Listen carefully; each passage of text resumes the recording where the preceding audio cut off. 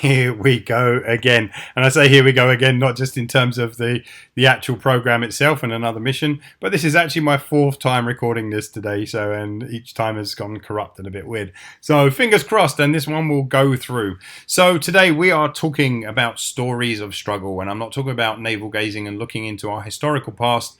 Of things that have been hard for us and difficult and all the rest of it. But I'm talking about the things that we do right now to build stories that actually create our struggles. Okay, and this is a powerful exercise that's really going to open up a lot of opportunity for you and really put to bed a lot of stresses and concerns and worries and negative feelings and emotions. It's a really powerful one, right? So have you ever noticed that for every area where struggle exists in your life with an ongoing and longer term problem or challenge, that you have a story that accompanies it? So have you ever noticed that for every area where you struggle with an ongoing and longer term problem or challenge, that you have a story that accompanies it? And if it's a particularly long suffering challenge, it's not just a story about facts and feelings and emotions like, I've been really struggling with my business to grow it and kind of get new clients. It's been making me feel burnt out, overwhelmed, and a bit pissed off, right? Kind of facts, feelings, emotions. But it's also one that is laced with rationalizations, justification, often outright fabrications, aka lies, for why the problem hasn't been solved yet. Okay, so they generally start with a "I could do so much better in this area" storyline, and end with the words "if only." Right? So think about that. My business would be so amazing. Like it would change so many lives and help so many people if only I had the kind of money that all the gurus have to kind of run the sort of traffic that they can run to their ads and their websites. My relationship with my partner would be so much better if only I didn't have to spend so much time working and whatever it happens to be, right? If only. So basically, it starts with an idea that, this area of my life could be like this if only it wasn't for this other thing, right? Now, kind of if only the economy were better, if only I could get more leads, if only my partner would help out more around the home, like everything, I would be far less stressed and anxious and pissed off and angry all the time if only my partner would help out more around the home, right? Kind of not too uncommon, right? And there are a million other if onlys. There are loads and loads of them, right? A kind of almost limitless number of them. These if onlys are the source of so many of the negative emotions we experience on a day in, day out basis, right? Think about it, because whenever we have an if only present, we generally tend to then have a kind of a storyline that is negative in its framework, right? Basically, it's saying that something's not working, that we're unhappy about something, that something's getting in the way, that something's keeping us from what we want. And that naturally is going to draw us toward negative, or what most people would call negative emotions. I tend to think of dark side emotions, right? So, if you think about it, blame, judgment, and criticism, these are all have their roots in the if only storyline, right? Kind of I would be making so much more money if only it wasn't for my staff, or if only it wasn't for kind of my clients not taking me seriously, if only it wasn't for people like, stop pissing me about, if only kind of I could find, the right quality of leads, but all I seem to end up with tire kickers and people aren't serious, right?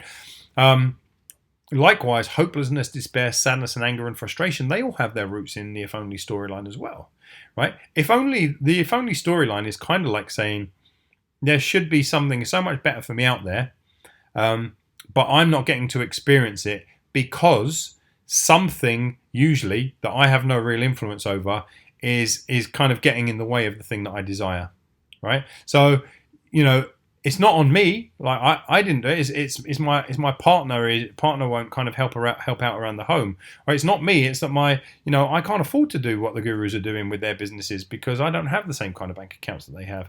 Or it's not me. It's usually along the lines of it's not me. Now it can also turn around. These if onlys can also kind of take on a even darker perspective where our if onlys do become about us, and when we say if only I weren't so stupid, if only I weren't so slow, if only I weren't, kind of hadn't wasted so much time or pissed about something, or whatever it happens to be, right? So it can take on that. But really what it comes down to is the if only storyline creates this sense that we personally have no real influence over the outcomes we desire. In other words, if only starts us down the pathway to being victims. And it gets worse because in the presence of emotion, right? So we've already got this reason, this rationalization, this justification, this fabrication about why we don't have what we want. Now we're starting to feel negatively emotional about it too, right? And in the presence of that emotion, if only, pretty soon becomes a lot more concrete and much more established in our belief systems and our behaviors. And that turns transformation not only from an improbability in our minds to ultimately an impossibility. This is the birthplace of negativity, right? If only, alongside a strong emotion, starts to tell us, well, I can't have that. It's impossible. And this in turn shifts things from being, a statement of desire, because if only can be a statement of desire, right? If only we lived on that house on the hill. If only we could take a few more holidays per year. If only we could, whatever. That's kind of like, wouldn't it be nice? But it moves us into this dark side place. And it becomes this statement of the certainty of our impossibility for having something, right? I can't because. I can't because. Really think about that, right? As soon as you start to say, I can't because, doesn't that have a real air of finality around it, right? Now, I can't because is like a decision. It's like a statement that's being made here. It's not a kind of, a wouldn't it be nice if, and kind of, I'm still really thinking of all the ways I could. I can't because it changes things massively for us. And it changes things massively for us in our nervous system too, because the I can't because kind of statements are statements that are occurring at an identity level, right? We really identify with I can or I can't, right? And this is an identity level statement. I can't because I don't have the money. I can't because I don't have the time. I can't because I don't have the help. I can't because I don't have the qualification, or any other number of things. But these start to become like hardwired and fairly final.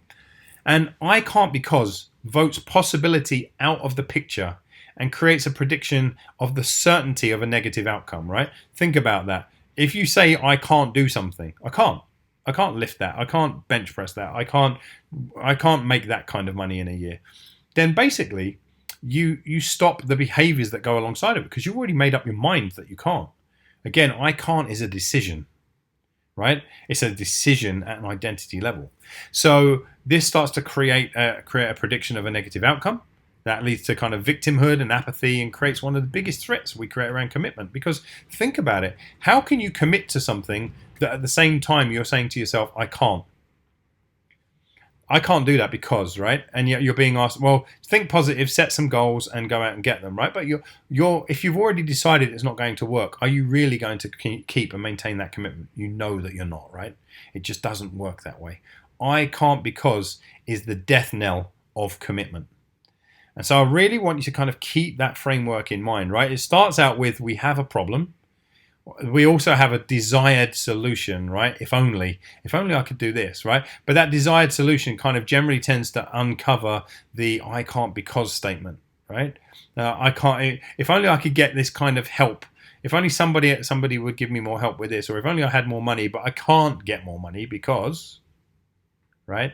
And now we're facing the real limit to what we're able to accomplish because we're no longer playing the commitment game. In fact, we are committing, but we're committing the other way. We're committing to the identity statement of can'tness, right? You are very, very committed to anything that you truly identify with. And if you've already identified with the fact that you can't, then that's what your commitment is going to support.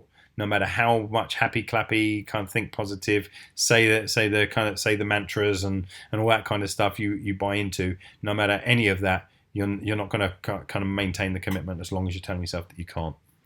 The good news, though, is that there's also another group of words that give hope, create excitement, and open us back up to possibility, regardless of how strong our can't identity is, right?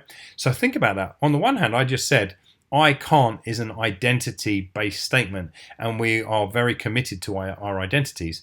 And yet in the very next slide I've said to you, this opens us up to excitement and hope and possibility, even in the presence of the other one. So how does this work? Well, it works because it sidesteps things. This statement is the I can if statement, and it sidesteps the I can't because. Because what this allows us to do is completely discount the I can't because statement. Right? We can just leave it where it is because here's how it works. I can't because I don't have enough money. And so we're not going to argue with that identity statement. We're not going to say, yes, you do, and there's ways that you can make it, and there's a whole bunch of other ways you can get the money, right? Because you've already decided that you don't have enough money. So instead, we say, well, I can if, and that I can if opens us up to a whole bunch of different things, right? Because what it's really saying is, what else can I do then? What else can I do that's not dependent or even affected by the reason, the rationalization, or the justification we're using to remain with the problem? If the reason, rationalization, or justification I'm using is money, right? I can't because I don't have the money. I go, well, let's take directly me having the money out of the equation for a second, and instead ask what else I can do. I can if I remove the need altogether for paid traffic, for example, right? I can if I stop relying upon Facebook for the core of my leads, and instead I look to something else. I can if I replace my kind of the place where I get all my leads from with shared leads, or with live talks, or with dropping flyers through Letterbox, or whatever it happens to be. I can if I add new sources of leads by being a guest in other people's tribes, or by doing something else. I can if I ask, like, this is like asking other people in your network, right? I can if I ask those who know, like, and trust me, if they would kind of be an affiliate, or do a post out in their group or their tribe, or if they would do a shout out, or if I ask thought leaders who look after the same kind of people that, you know, my dream clients are, whether I could be a guest on their podcast, right? Can you see what's happening here? I've removed money, right? So I'm not getting into a identity battle with myself that, you know, I'm saying I can't because I haven't got enough money, and then I'm going, come on, Dax, just believe you've got enough money. Find a way to make the money. Try and think of how money. And instead, I just push that over to the side and say, okay, go on, brain. You can have that identity thing going on with you if you want for a bit. Kind of, I'll just let you play with that over in the corner, whilst I'm playing over in this other corner with all the other things that I could do that aren't reliant upon me directly having a fuller, bigger bank account. Does this make sense? Right? And these are just some of the frameworks that you can use. I can if I remove something, or I can if I stop something, or I can if I replace or substitute something. I can if I add something. I can if I ask something or someone, right? These are just some of the frameworks, and I don't want you to limit yourself to this. I want you to kind of really think, that this is just sort of like a starting point. But maybe you've got other ideas about, I could if I did this, I could if I did that, if I did something else, right? And it's not reliant upon whatever you see as being the limiting factor. And this is the most important part of this. It's not reliant upon you solving the problem that you don't have money per se. Solving the problem of not having money means suddenly having money, right? So it's not reliant upon you solving that. It's saying, okay, that now becomes irrelevant because I'm doing something else entirely, right? Hopefully that makes sense. So, example, I can't build my business because I don't have enough money to market effectively. Well, I can if I stop relying on paid channels and instead fully engage the free channels that are available to me. I can't grow my list because I don't have access to my dream clients. Well, I can if I start offering myself as a guest on podcasts to people that serve my dream clients. See how it works, right? So it's a lot simpler than many kind of people might think it is. Now, I'm trying to avoid giving too many concrete examples because I don't want you to use mine, but I really want you to go through the process of creating your own, right? Here's the thing. Everything we're having struggles with, regardless of what it is and regardless of our can't because statement, right? No matter how concrete we've made that in our minds, everything we struggle with has at least another solution, but more usually it has loads of other solutions, right? I can if not only to ask you to identify what those other solutions are, but also to do so while acknowledging and then ignoring the usual I can't because framework that normally keeps you feeling stuck. Right? It's now irrelevant that I don't have money because I'm not using money as the criterion by which I measure how I could build my business. Wow, that's powerful when you think about it, right? It's really, really powerful.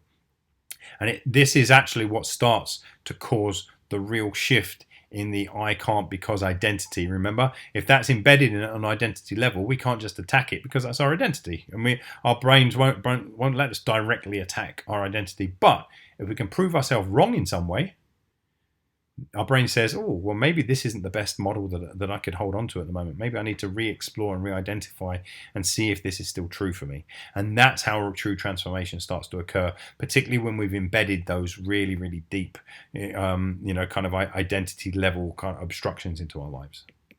So your job here is to really get playful, to really enjoy the process, to engage with it, and think of as, even if what I call stupid ideas. Start with stupid ideas, right?